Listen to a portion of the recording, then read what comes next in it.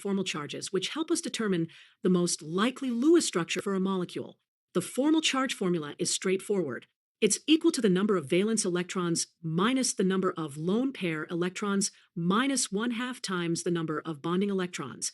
Let's break down the steps for calculating formal charges using carbon monoxide, CO, as an example.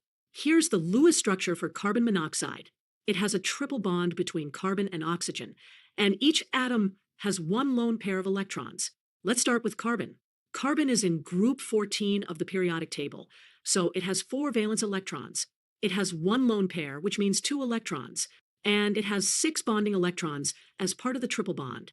Now, let's plug these numbers into our formula for carbon. For -2 minus 1 half times 6, this equals -1.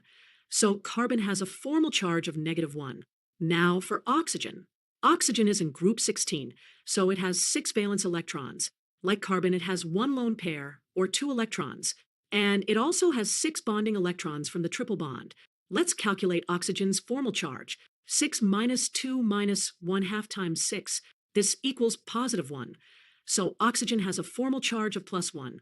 So our final Lewis structure for carbon monoxide looks like this, with carbon having a -1 formal charge and oxygen having a +1 formal charge. Formal charges help us understand molecular structure because, first, the most stable structures typically have formal charges as close to 0 as possible. Second, negative formal charges are more favorable on more electronegative atoms.